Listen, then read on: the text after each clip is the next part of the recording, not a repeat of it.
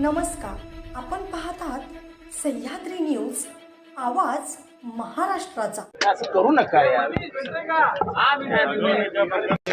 असं करू नका यार, असं करू नका यार।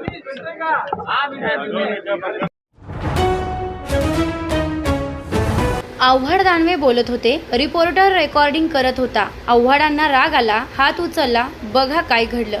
आमदार जितेंद्र आव्हाड आणि आमदार गोपीचंद पडळकर यांच्या कार्यकर्त्यांमध्ये तुंबळ हाणामारी झाली। या घटनेनंतर विधान भवनाच्या परिसरात तणाव निर्माण झाला होता। याचवेळी आमदार जितेंद्र आव्हाड विधान भवनात उभे होते।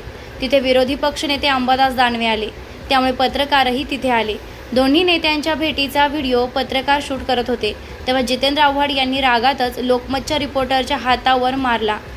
जितेंद्र आव्हाडांच्या या कृतीवर टीका होत आहे। जितेंद्र आव्हाड विधान भवनाच्या बाहेर उभे होते, तिथे पत्रकार आणि कार्यकर्तेही त्यांच्या आजूबाजूला हजर होते। त्याचवेळी विधान परिषदेतील विरोधी पक्षनेते अंबादास दानवे तिथे आले। जितेंद्र आव्हाड आणि अंबादास दानवे यांचा संवाद झाला। यावेळी जितेंद्र आव्हाड अंबादास दानवेंच्या कानात बोलले। त्यानंतर ते पत्रकारांना म्हणाले, शूट करू नका। त्यानंतर रागातच त्यांनी मोबाईलनं शूट करत असलेल्या पत्रकाराच्या हातावर जोरात चापट मारली आहे।